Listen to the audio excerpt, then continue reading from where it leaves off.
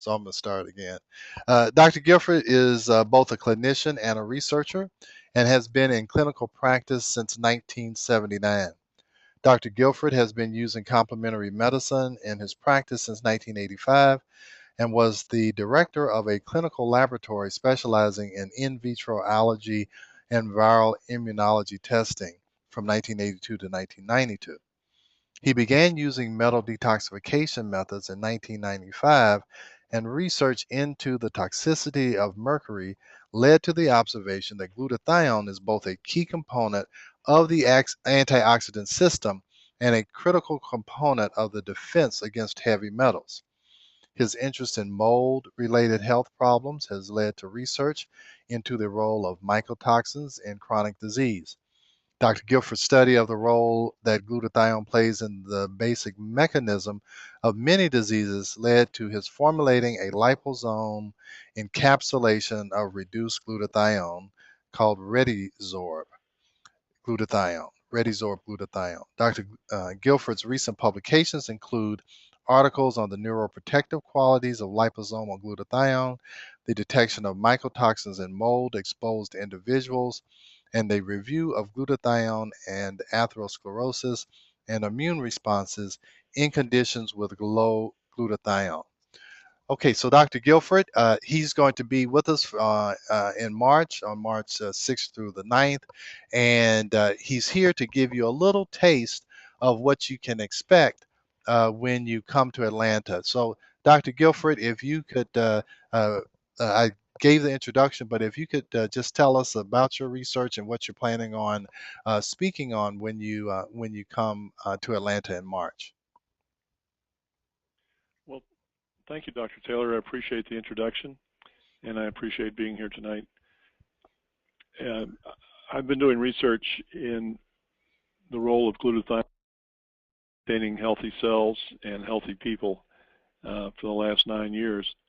As the introduction mentioned, when I started researching why the mechanism that metals caused problems, it turned out that the first article I found showed that mercury and lead will deplete glutathione. And so it's been and that was back in about 1995. So it's been an exciting journey for me. I've been reading about glutathione since then. There are about 100,000 articles in the PubMed under the single word search for glutathione now.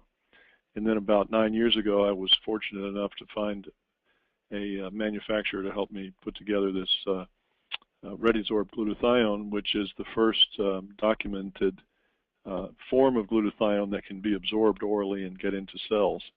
And I think this is a big accomplishment because up until now, plain glutathione has not been documented to be absorbed and have very good tissue function. So since then, we've published now 8 articles ranging from the role of glutathione in atherosclerosis up to more recently the role that glutathione plays in maintaining immune cell function. And I did this in cells that are well known to researchers, the macrophage cell and the cell that helps determine chronic inflammation called the antigen presenting cell, and also the polymorphonuclear cell. And so the research shows that the Redizorb liposomal glutathione gets into cells and functions much more efficiently than the building blocks of glutathione. And what we're going to talk about is the defects in the building blocks and how this can occur in a range of diseases. This whole area has never been really explored before. It's been, the research is there in the basic science and clinical science, and shows, for example, that people with heart disease, if they have low glutathione, that's a standalone predictor of the progression of heart disease. And there's even some genetic defects in there we call SNPs, single nucleotide polymorphisms is the technical word, but most people refer to it as SNPs, and this can be present even in the production of glutathione, the very enzymes that have produced this. Most people have been talking about glutathione are familiar with the methylation cycle, and we'll show a little bit about the methylation cycle and how all this fits together, and then how these SNPs in the enzyme that makes glutathione can create a situation where you're low glutathione. And there are even disease conditions. This has been shown to occur in the lungs of children with chronic asthma. And there's some conjecture that this contributes to the progression and the lack of response because they're not able to make glutathione. So we're going to look at these pathways and look at these mechanisms that these things can happen by, and review some of the basic science research that's been published showing how we can support the cell level of glutathione. I got interested in glutathione. I trained as an ear, nose, and throat surgeon, so it's a little bit unusual for people to hear me talking about the biochemistry of the body, especially as I pointed out, I've been researching the glutathione, and there's not many people that have used this clinically, and I've had the great experience to use a product that can support glutathione. And so I have a number of little anecdotal stories that I'll tell in addition to the published research. We now have clinical research that supports this approach also. But I find it useful in my clinical practice. I still see ear, nose, and throat and sinus problems, and have found that supporting these problems with glutathione has been really beneficial. Wow. My interest in this area really starts way back, 30 years ago now. I was involved in a lab project in addition to my clinical practice, and became the director of a clinical lab that specializes in allergy and immunology. So I learned the immunology approach both from the textbooks but also from my clinical practice in seeing how people responded to what we call allergy antigens, as well as looking at their mucosa both in the office and in surgery. So that really stimulated a strong interest in the mechanisms that cause the underlying problems that we're seeing. And it's been a real thrill for me to get to the point where I can now understand how some of these things occur due to deficiencies of glutathione and its impact on decreased cell function, but particularly in the immune cells. And there's we have a number of papers addressing the function of the macrophage, which is a major player in immune cell function and control of immune function and prevention of infection and that sort of thing. So we'll talk about all that and show how this interrelates with heart disease even. It's really been a fascinating journey for me. Wow. Well, I'm sorry, go ahead. Go ahead. No, No, I was going to say that's kind of a summary.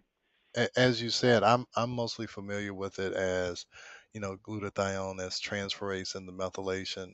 Because again, I'm a GYN and interested in detoxification of hormones and all of that, but I didn't know it had such a role in the immune system.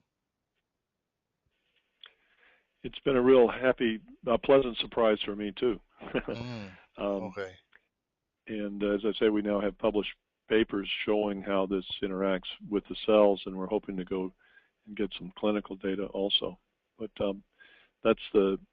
so I'm going to be speaking on those areas, and I think it'll be educational for everybody. It's been a lot of fun for me, but I think it'll be great. And I've given many lectures in this area, and I hope at this point that they're now understandable, and I have nice slides that help make this more understandable because you can see the pathways and see how they interact.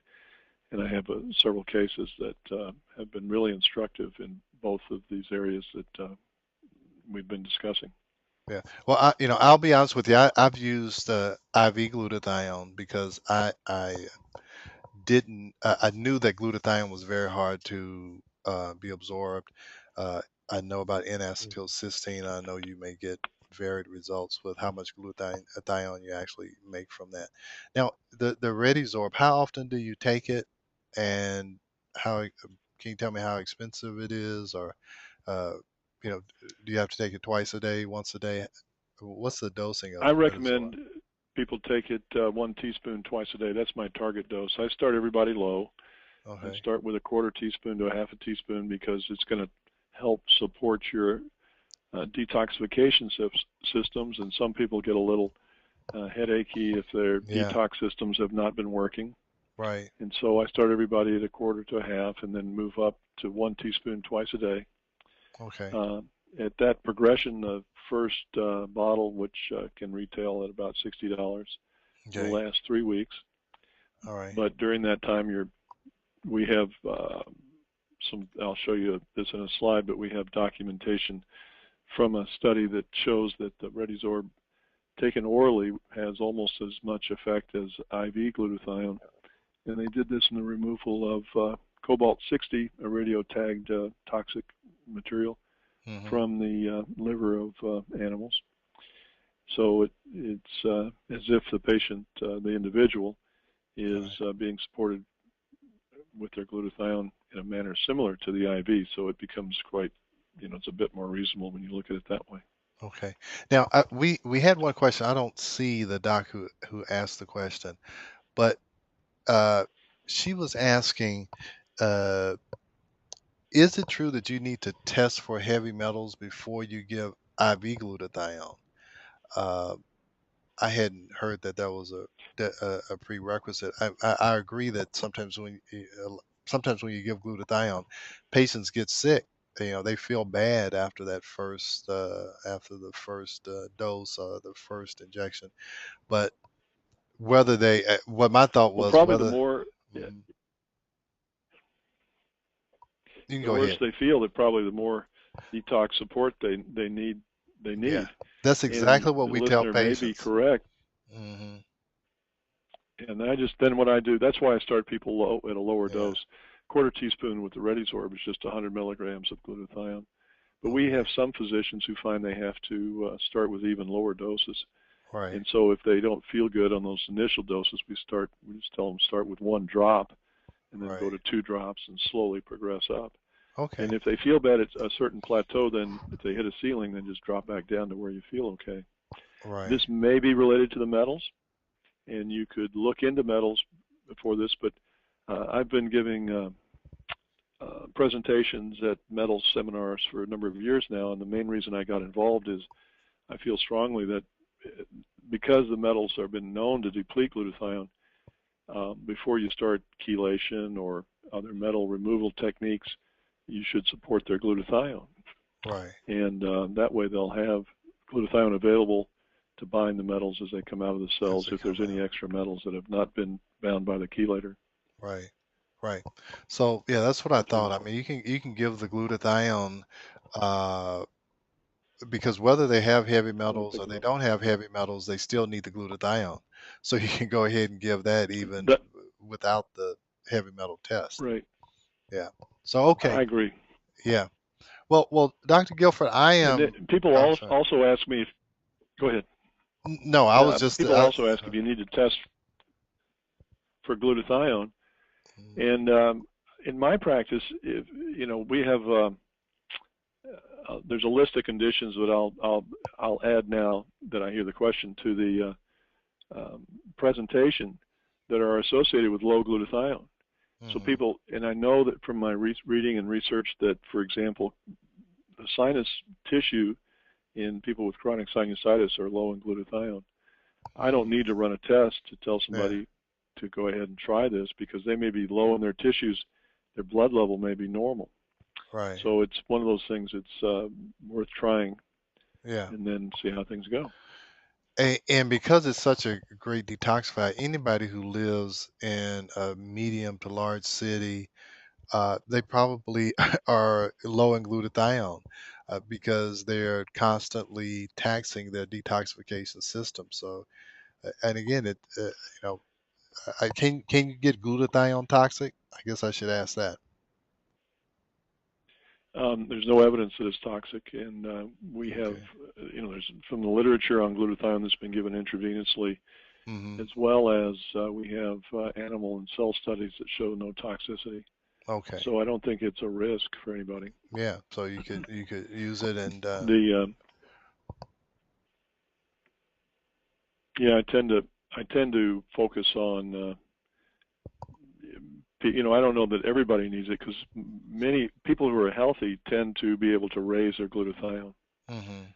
But over time, if you're not enjoying good health, when you see the list of conditions, I mean, it ranges from atherosclerosis to Parkinson's disease, are all associated with low glutathione in Right. the tissues, if not in the blood. Let me ask you this: have you is there any association with Alzheimer's or decreasing mental function? Because I Well, know it there says is, neuroprotective. right. We have an article um, documenting. We have three articles actually. One documents that we can get glutathione into cells directly, and in that article, it showed it went in 100 times more efficiently than plain glutathione in solution, Hmm. and was able to protect they happen to use brain cells from the oxidation stress of moneb and paraquat, and which are Hmm. common pesticides. And then we have another article showing that we can raise glutathione in the brain after 1 to 2 weeks. I mean, it shows it goes up at 1 week and it goes up even higher after 2 weeks. So it's Wow. definitely getting into the brain. Great. And Well, well, Dr. go Guilford, ahead. I could keep you on here and you'd end up giving your whole lecture, and that would defeat the purpose of us having this because I would sit here and talk to you Well, this is because great. yeah, but I've been using glutathione and I'm very excited. I'll get my office to give you a call to use your product because I've seen what the IV glutathione does. I hadn't really uh, had the information on an oral glutathione that had proven that it actually gets into the cell. So my office will give you a call and Right. No, I we'll appreciate that, and I yeah, understand completely because it's relatively unknown, and everyone was yeah, taught that it goes in poorly in the oral form. But this right. specific liposomal form called Redisorb has been documented to get in and function. So I Okay. appreciate your interest very much, and it'd be Oh, my privilege to work with you. okay. Well, great. Well, I appreciate your time. I know it's early evening. You're out in on the West Coast, correct? Correct. Yeah. Yeah. So I'll let you Well, get to great. I dinner. appreciate that.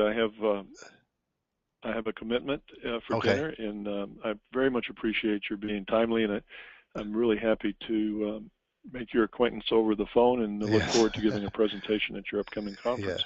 Well, great. We thank you for taking the time out, and we'll let you go to your engagement, and we apologize for the little technical difficulties, but that's just the way it is. All right.